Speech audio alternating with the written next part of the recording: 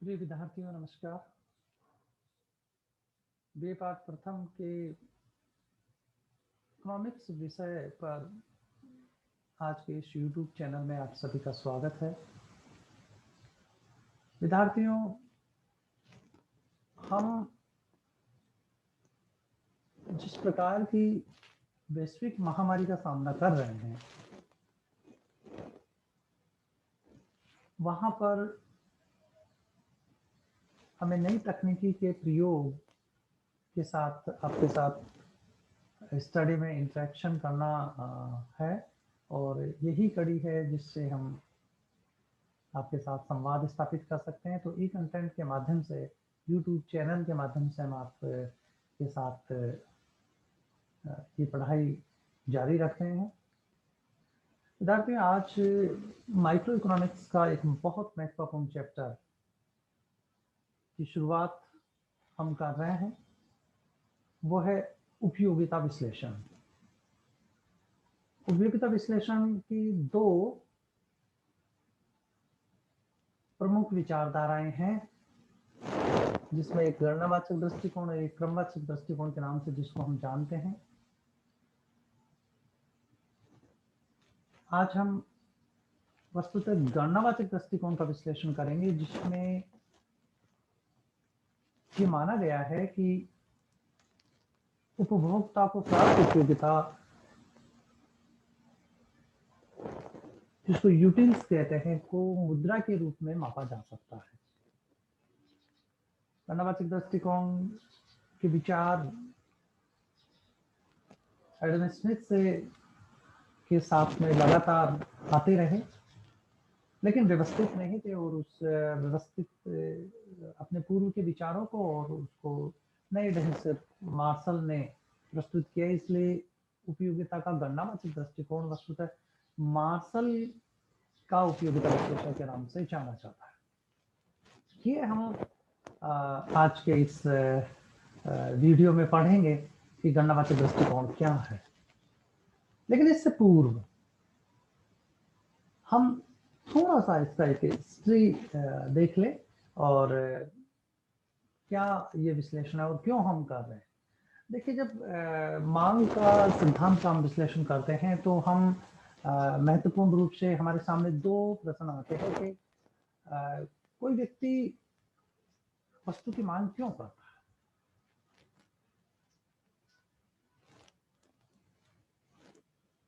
और दूसरा यह है कि वह किसी वस्तु की मांग कहां तक करेगा। अब ये चैप्टर आपके लिए बहुत महत्वपूर्ण क्यों है, ये समझें हम कि पूरा जो अर्थशास्त्र का अंतर्जाल का संबंध है वो इस बात पे टिका हुआ है कि उपभोक्ता किसी वस्तु की मांग क्यों करता है, क्या चाहता है और कितनी मात्रा में चाहता है। इससे ही आपके उत्पादन, वितरण और आय का निर्धारण होता है। साधनों को कहाँ काम लेना है, ये इस बात पे तय होगा कि उपभोक्ता क्या चाहता है।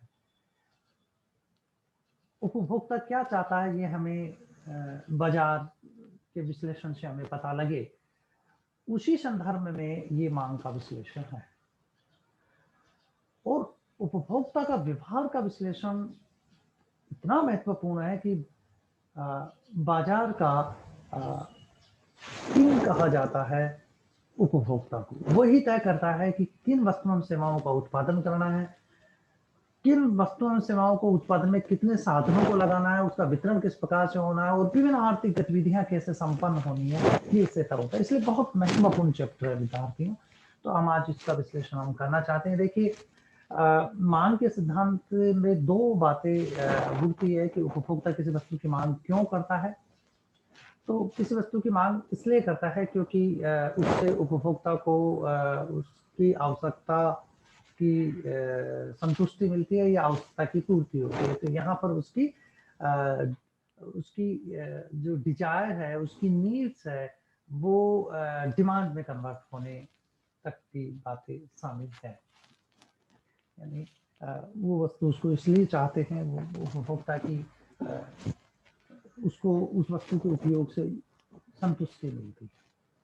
फिर कितनी वो उसका उपयोग करेगा और क्या वो जितनी वस्तुएं सेवाएं चाहता है समस्त मिल जाएगी क्या? तो यहाँ पर कुछ प्रतिबंधों का कांस्टेंट है उपभोक्ता के सामने कि उसकी सीमित आय है, उस सीमित आय के अंतर्गत ही उसको उसका उपयोगिता का विश्लेषण करना है। तो ये दो बातें बहुत महत्वपूर्ण है। तो हम प्रथम आज विश्लेषण कर रहे हैं कार्डिनल यूटिलिटी अप्रोच, जिसको ऑस्ट्रेलिया उपयोगिता विश्लेषण के नाम से जाना जाता है। कार्डिनल यूटिलिटी अप्रोच की यदि हम पृष्ठभूमि इतिहास की देखें तो एडम स्मिथ और रिकार्डो आदि अर्थशास्त्रियों ने अपनी उपयोगिता के संदर्भ में विचार दिए। उसकी ड्यूपिट, गॉसेन और वालरस, मेंजर और जेवेंस आदि अर्थशास्त्रियों ने उनकी जो एडम स्मिथ और मार्शल, आप जानते हैं कि एडम स्मिथ को फादर ऑफ इकोनॉमिक्स के नाम से जाना जाता है, उन्होंने ही अर्थशास्त्र का व्यवस्थित और वैज्ञानिक रूप से अध्ययन आरंभ किया। उसके जो विचार थे उसका विश्लेषण किया और उसकी जो आलोचनात्मक रूप से स्थितियां आई वो मार्शल के विश्लेषण के आते आते तक स्पष्ट हुई। पर यहाँ तक ये बात आ चुकी जहाँ ड्यूपिट, गॉसेन, मेंजर और जेवेंस का विश्लेषण है कि यूटिलिटी को हम किसी वस्तु के उपयोग से प्राप्त संतुष्टि को हम यूटिल के नाम से हम संबोधित करें और यूटिल्स को किसी इकाई में मापा जा सकता है, लेकिन बहुत व्यवस्थित रूप से ये बहुत फॉर्मली ये बात नहीं कर पा रहे थे, स्ट्रॉन्गली ये बात नहीं कर पा रहे थे क्या यूटिलिटी को किसी चीज में मापा जा सकता है। तो एक बड़ा विवाद रहा। पर मार्शल तक आते आते, मार्शल की पुस्तक 1890 में आती है जिसको प्रिंसिपल ऑफ इकोनॉमिक्स के नाम से जाना जाता है। तो 1890 में मार्शल की प्रिंसिपल ऑफ इकोनॉमिक्स आती है और उन्होंने मांग का विश्लेषण, उपयोगिता का विश्लेषण किया और गणनावाचक दृष्टिकोण का प्रतिपादन किया। जो इससे पूर्व के विचार थे उसको व्यवस्थित किया एक जगह। ये हम अब थोड़ा आगे चल करके हम देखेंगे। तो पहले हम देखें कि उपयोगिता कहते किसे। देखिए, उपयोगिता का सीधा सीधा यह है कि उपयोगिता किसी पदार्थ का वह गुण है जो आवश्यकता को संतुष्ट करता है, यानी वस्तु और सेवाओं के उपयोग से जो संतुष्टि प्राप्त होती है उसको उपयोगिता के नाम से जाना जाता है। अब उपयोगिता की खास बात क्या है? देखिए, अभी इसको एक बार पुनः देख लें, पूरे विचारों को एक साथ करके देखें तो एक व्यक्ति को जो लाभ या संतुष्टि प्राप्त होती है वो उपयोगिता कहलाती है। तो यहाँ यदि हम सार रूप में कहें तो उपयोगिता किसी वस्तु की वह शक्ति या गुण है जो आवश्यकता को संतुष्ट करती है, यानी उसमें एक गुण है जो कंज्यूमर चाहता है उसकी आवश्यकता को संतुष्ट करती है। जैसे किसी व्यक्ति को प्यास लग रही है तो पानी में वो गुण है कि उसकी प्यास को संतुष्ट करता है। तो ये गुण या शक्ति है किसी वस्तु की जो उसकी आवश्यकता को संतुष्ट करता है, उसको उपयोगिता के नाम से जाना जाता है। तो उपयोगिता किसी वस्तु की वह शक्ति या गुण है जो आवश्यकता को संतुष्ट करता है। अब इसके विशेषता देखें संक्षिप्त में कि उपयोगिता को हम है क्या। दरअसल उपयोगिता एक प्रकार का भावगत वस्तु है, भावगत है, यानी दो प्रकार की चीज होती है, एक सब्जेक्टिव और एक ऑब्जेक्टिव। सब्जेक्टिव में होता है कि उसका उपयोग ये व्यक्ति विशेष पर निर्भर करती है, व्यक्ति विशेष की अंतःस्थिति पर निर्भर करती है। जैसे एक प्यासे व्यक्ति को एक गिलास पानी बहुत महत्वपूर्ण है उसके लिए, लेकिन जिसने पानी पी रखा, जिसको प्यास नहीं है, उसके लिए एक गिलास पानी का महत्व या भाव नहीं है जैसा कि प्यासे व्यक्ति के संदर्भ में। तो इसका मतलब ये हुआ व्यक्ति के अंतर्मन पर, व्यक्ति विशेष पर निर्भर करता है। जबकि दूसरी दृष्टिकोण की उपयोगिता वस्तुगत हो तो जिस वस्तु में अपने आप में जो गुण है वो वस्तुगत उपयोगिता कहलाती है। उसमें कितनी मात्रा है, जैसे हम ये कहें कि बाजरे की एक निश्चित मात्रा में कितनी कैलोरी निहित है, तो ये उसमें भावगत है। लेकिन बाजरा किसी व्यक्ति विशेष को कितना पसंद है या उसकी कितनी उपयोगिता संतुष्ट कर रहा है, वो सब्जेक्टिव है। तो एक होता है ऑब्जेक्टिव, जो वस्तु में अपने आप में गुण है।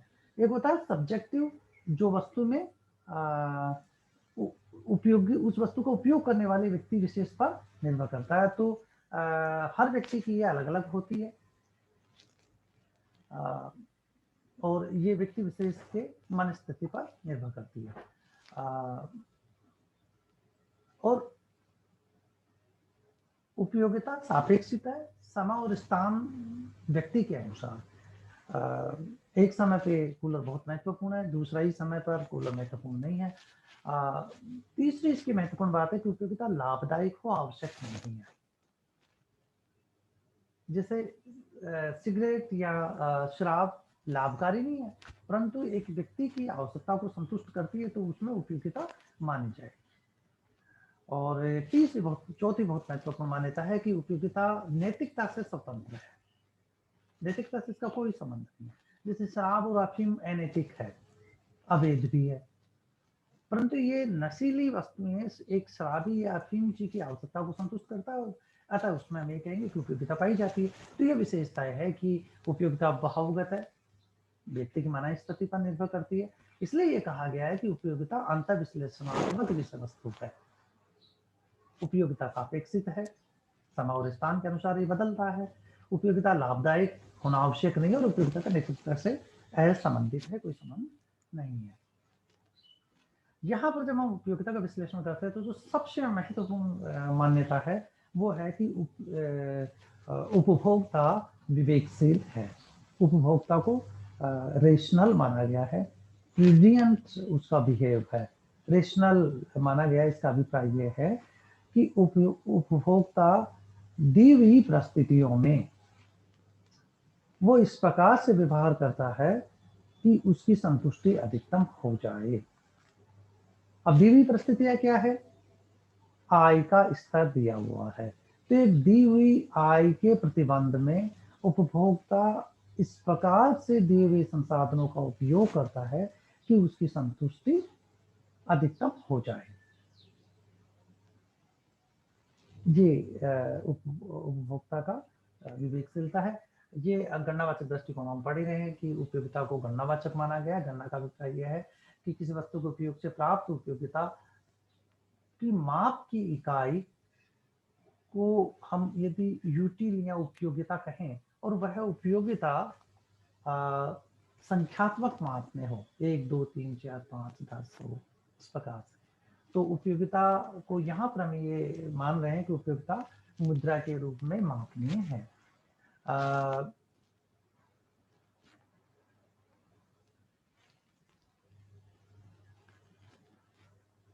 दूसरी है कि उपयोगिता, एक वस्तु की उपयोगिता दूसरे वस्तु की उपयोगिता से स्वतंत्र है, ये मान्यता है। यानी उपयोगिता, एक वस्तु दूसरे से प्राप्त होने वाली उपयोगिता दूसरी वस्तु से प्राप्त होने वाली उपयोगिता से प्रभावित नहीं होती है।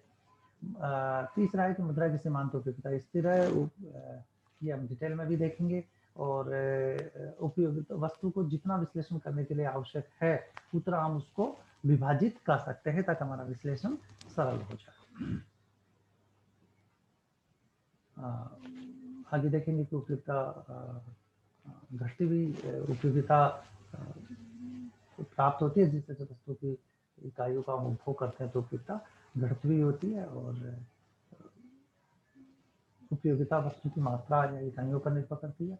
अब ये हम थोड़ा सा देखें कि दो प्रकार की मान्यताएं, दो प्रकार के टर्म हम यूज करेंगे। एक है टोटल यूटिलिटी और दूसरा है मार्जिनल यूटिलिटी, कुल उपयोगिता और सीमांत उपयोगिता। कुल उपयोगिता किसे कहते हैं और सीमांत उपयोगिता किसे कहते हैं, ये हमारे विश्लेषण में बहुत महत्वपूर्ण और आगे तक ये बहुत हमारे विश्लेषण में काम आए। तो पहले हम देखें कि कुल उपयोगिता किसे कहते हैं। एक उपभोक्ता एक वस्तु की बहुत सी इकाइयों का उपभोग करता है, तो प्रत्येक इकाई से प्राप्त उपयोगिता को जोड़ लिया जाए तो समस्त वस्तुओं से प्राप्त होने वाली उपयोगिता का योग किया जाए तो वो कुल उपयोगिता कहलाती है। तो हम इसको देखें, किसी वस्तु की विभिन्न मात्राओं के उपयोग से प्राप्त उपयोगिता की इकाइयों के जोड़ को कुल उपयोगिता कहते हैं। अन्य शब्दों में कुल उपयोगिता किसी वस्तु की एक निश्चित मात्रा के उपभोग से प्राप्त संतुष्टि का माप है। ये उपभोग की गई वस्तु की कुल मात्रा का फलन है और इसे हम इस प्रकार से व्यक्त कर सकते हैं। पहला, utility is the function of x, या ये कहे कि यूटिलिटी को हम यू से व्यक्त करें तो you is the function of x1, x वस्तु से उपयोगिता प्राप्त होती है। अब यदि समस्त वस्तुओं, एक वस्तु की बहुत सारी इकाइयां जैसे x equal to x1, x2, x3, x1, xn तक जा रही है, तो टोटल यूटिलिटी को यदि हम लें तो x1 वस्तु से प्राप्त होने वाली उपयोगिता प्लस x2 से प्राप्त होने वाली उपयोगिता प्लस x3 से प्राप्त होने वाली उपयोगिता और इस प्रकार से xn तक वस्तुओं से प्राप्त होने वाली उपयोगिता को जोड़ दिया जाए तो ये टोटल उपयोगिता आ जाएगी। अच्छा, जब एक वस्तु की विभिन्न इकाइयों का योग करते हैं तो हम उसको यूं कहें, एक शब्द अभी आगे मैं सिंबल के रूप में बताऊं कि समेशन, और summation i equal to 1 to n, यानी i का मतलब x की जो इकाइयां वो i, उसको इकाइयों को i से व्यक्त करें और वो 1 से लेकर के n तक है। तो 1 से लेकर के n तक हमारे उपभोग में जो वस्तुएं हैं, प्रत्येक वस्तु से प्राप्त होने वाली उपयोगिता को जोड़ दिया जाए तो टोटल यूटिलिटी होती है। तो हम यूं कह रहे हैं कि पहला, उपयोगिता x वस्तु का फलन है तो u is the function of x1 and total utility of x या x1, total utility of x is the function of quantity of x। तो यहाँ पर x की कुल उपयोगिता, टोटल यूटिलिटी, x की मात्रा qx का फलन है। अब परिभाषात्मक रूप से इसको हम देखना चाहें तो ये कह सकते हैं कि कुल उपयोगिता एक वस्तु की विभिन्न इकाइयों के उपभोग से प्राप्त होने वाली कुल संतुष्टि है। ये टोटल यूटिलिटी है। आगे हम उदाहरण और देखेंगे संख्यात्मक तो और क्लियर हो जाएगा। अब हम देखें, बहुत महत्वपूर्ण अवधारणा है, सीमांत उपयोगिता किसे कहते हैं, मार्जिनल यूटिलिटी। हमारे उपभोग में यदि उपभोग की गई वस्तु का नाम x है तो x utility is the function of x, और ये कहें कि उपभोग की वस्तु x की एक अतिरिक्त इकाई बढ़ाने पर कुल उपयोगिता में जो अतिरिक्त परिवर्तन आया है वो सीमांत उपयोगिता है। अब वस्तु x है, कुल उपयोगिता को टोटल ऑफ x से व्यक्त करें तो हम ये कहें कि चेंज इन x, अब चेंज को डेल्टा से व्यक्त करें तो डेल्टा चेंज इन x, और उससे टोटल यूटिलिटी में डेल्टा चेंज आया है। यानी ये सीमांत उपयोगिता एक अतिरिक्त इकाई मार्जिनल परिवर्तन को बताता है हमारे उपभोग में किसी एक वस्तु की। यदि मान लो x वस्तु का उपभोग किया जा रहा है तो हमारे उपभोग में x की एक अतिरिक्त इकाई बढ़ाने पर कुल उपयोगिता में जो अतिरिक्त परिवर्तन आया है वो सीमांत उपयोगिता कहलाती है। तो सीमांत उपयोगिता की धारणा का विकास जेवेंस ने किया और इसे अतिरिक्त उपयोगिता भी कहा जाता है, एडिशनल यूटिलिटी कहते हैं, क्योंकि हमारे उपभोग में एक अतिरिक्त इकाई का माप ले रहे हैं और उसे ये अतिरिक्त इकाई जो उपभोग में बढ़ रही है उससे टोटल यूटिलिटी में कितना अतिरिक्त परिवर्तन आया है वो सीमांत कहलाता है। किसी वस्तु की एक इकाई के प्रयोग बढ़ाने पर कुल उपयोगिता में जो परिवर्तन आता है उसको सीमांत उपयोगिता कहा जाता है। जैसे मान लीजिए कि पहली रोटी से आपको 15 यूटिल उपयोगिता प्राप्त होती है, दूसरी रोटी खाने से के फलस्वरूप दोनों रोटियों से मिलने वाली कुल उपयोगिता 25 है। इसका अर्थ यह हुआ कि दूसरी रोटी से कुल उपभोग में जो वृद्धि हुई है वो पहले 25 थी, पहले 15 थी, तो अब 25 हो गई है। तो कुल उपयोगिता में कितना परिवर्तन हुआ? तो टोटल जो उपयोगिता है 2 इकाइयों से वो 25 है, पहली इकाई से 15 था, तो 25 माइनस 15 करेंगे तो दूसरी इकाई से, रोटी की दूसरी इकाई से कितनी यूटिल प्राप्त हुई है वो निकल के आ जाएगी, वो 10 है। तो यहाँ पर रोटी की कितनी इकाइयों में परिवर्तन किया गया उसको हम नीचे रखें, डेल्टा एक्स करें, और इसमें परिवर्तन होने से टोटल यूटिलिटी में कितना परिवर्तन हुआ? 25 माइनस 15 10। तो यहाँ पर सीमांत उपयोगिता 10 हुई। अब इसकी परिभाषा यदि हम देखें तो लिप्से के शब्दों में कहें तो वस्तु की एक इकाई के उपभोग से कुल उपयोगिता में जो वृद्धि होती है वो सीमांत उपयोगिता कहलाती है। बॉल्डिंग ने इसको यूं कहा है कि सीमांत उपयोगिता कुल उपयोगिता में होने वाली वह वृद्धि है जो कि एक अधिक इकाई के उपभोग के कारण होती है। इसको हम यूं कहें कि marginal utility of n equal to total utility of n minus total utility n minus 1।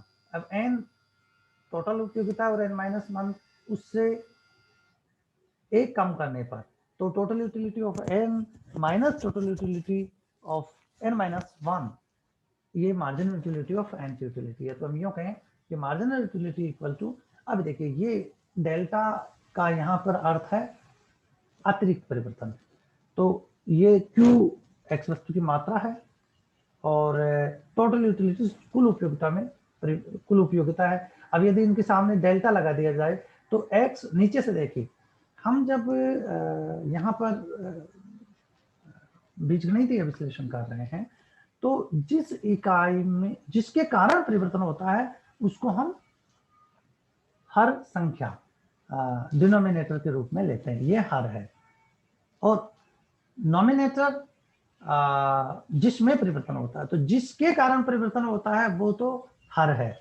Denominator इसको कहते हैं।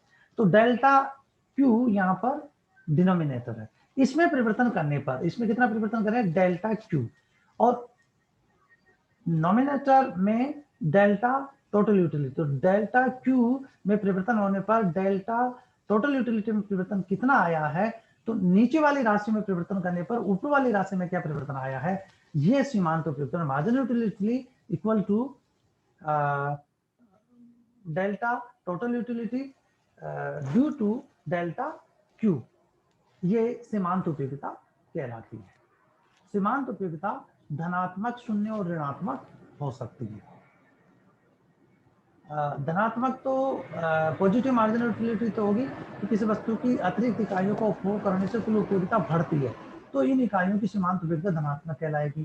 किसी वस्तु की अतिरिक्त इकाई का उपयोग करने से कुल उपयोगिता घटती है तो ये ऋणात्मक कहलाएगी। और किसी वस्तु की उपयोगिता में, किसी वस्तु की इकाइयों में परिवर्तन करने पर कुल उपयोगिता में कोई परिवर्तन नहीं आए तो हमें कहें कि उसकी सीमांत उपयोगिता शून्य है। तो यहाँ पर फिर एक देखें कि कुल उपयोगिता और सीमांत उपयोगिता में अंतर और संबंध क्या है। जेवेंस ने सीमांत उपयोगिता का विश्लेषण किया। देखिए जिसको परंपरागत अर्थशास्त्री कहते हैं उसमें मुख्य रूप से एडम स्मिथ है, वो कुल उपयोगिता और सीमांत उपयोगिता का विश्लेषण नहीं कर पाए और उसके कारण हीरे और जल के पानी की कीमत का विश्लेषण वो सही ढंग से नहीं कर पाए और असफल रहे। उसका मूल बात ये थी कि वो सीमांत और कुल उपयोगिता के बीच के संबंध को समझ नहीं पाए। तो जो न्यू क्लासिकल इकोनॉमिस्ट है जिसमें जेमेंस प्रमुख है, ने कुल उपयोगिता और सीमांत उपयोगिता के संबंध और उसके अंतर की व्याख्या की। और आगे जाकर के हम देखेंगे प्रसिद्ध हीरा और जल का जो विवाद था, डायमंड्स वाटर जो डायलमा था उसको वो निकाल नहीं पाए, सोल्व नहीं कर पाए, वो इन्होंने किया। तो देखिए कुल उपयोगिता और सीमांत उपयोगिता के बीच के संबंध को हम देखें तो ये पहले उदाहरण देखें कि देखिए किसी हमारे उपभोग में 0 वस्तु से हम शुरू कर रहे हैं, फिर 1 2 3 4 और 6 तक जा रहे हैं। अब इससे कुल उपयोगिता में क्या वृद्धि हो रही है? जब 0 है तो कुल उपयोगिता 0 होगी, जब 1 है तो कुल उपयोगिता 8 है, जब 2 है तो 14 होती है, 3 है उसकी वस्तु की इकाइयाँ, तो ये कुल उपयोगिता 18। इस प्रकार से 4 पे 20 और 5 पे 20 और 6 पे 18। अब सीमांत उपयोगिता कैसे निकाल रहे? हमारे उपभोग में यहाँ पर सीमांत उपयोगिता पूर्व में 8 थी, तो पूर्व में 0 थी, तो 1 पर 8 माइनस 0 बराबर 8। 2 पर होने पर कुल उपयोगिता में कितना परिवर्तन हुआ? वस्तु की मात्रा में कितना परिवर्तन हुआ? 1 को नीचे रखेंगे, 1 को डिवाइड करेंगे। अब यहाँ पर ये 14 है टोटल यूटिलिटी, तो पूर्व में कितनी थी? 8, तो 14 माइनस 8 इक्वल टू 6। तो ये सीमांत उपयोगिता है। अगला देखिए 3 इकाई, एक अतिरिक्त इकाई 2 से 3 पे जाते हैं, तो एक अतिरिक्त इकाई फिर बढ़ाने, एक अतिरिक्त इकाई बढ़ाने पर कुल उपयोगिता 14 से बढ़ करके 18 हो जाती है। तो सीमांत उपयोगिता में कितना परिवर्तन हुआ?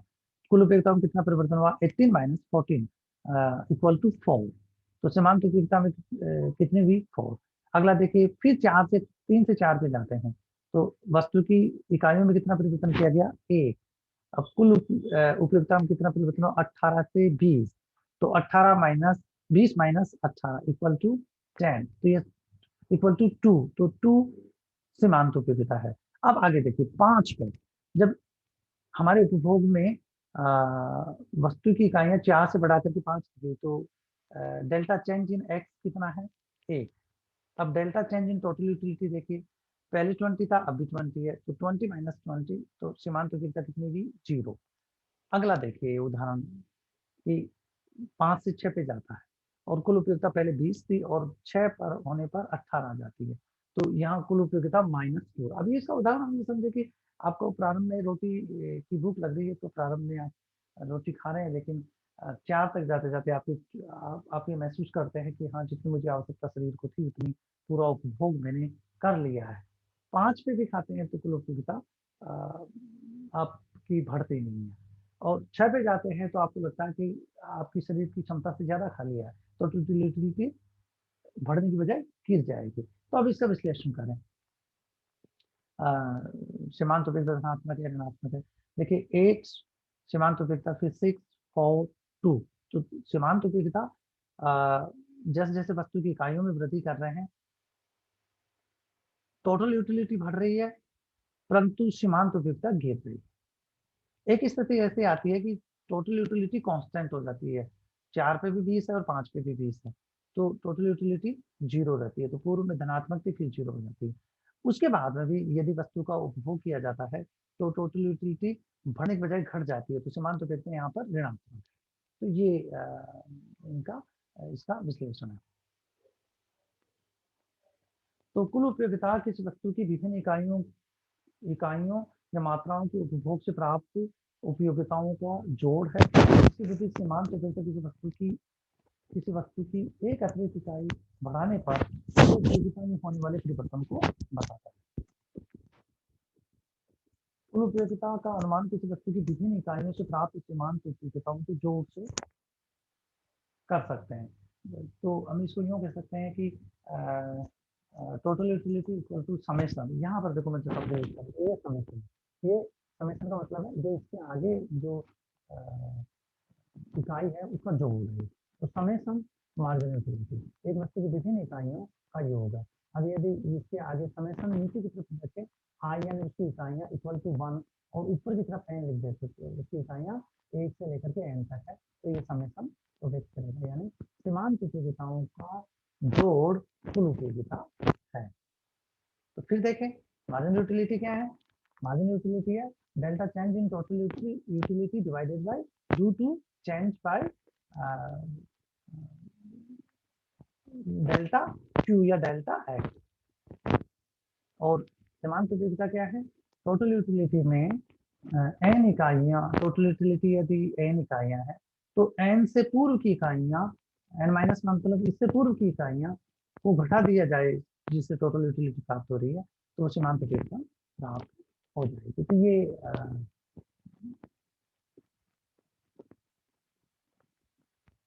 आगे जाकर के हम ये देखेंगे कि कुल उपयोगिता और सीमांत उपयोगिता में किस प्रकार का संबंध है।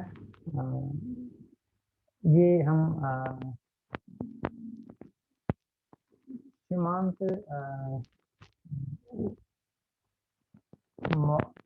सीमांत उपयोगिता हास्य नियम का विश्लेषण हम करेंगे, उसके बाद इसको हम देखेंगे और उसी के दौरान हम अगले चैप्टर में हम सीमांत उपयोगिता नियम और सीमांत उपयोगिता हास्य नियम देखेंगे। ये कल की वीडियो में हम आपके साथ शेयर करेंगे। वीडियो को आप देखिए, लाइक कीजिए, तब तक दीजिए। मैं हूँ डॉक्टर रामनारायण मीना।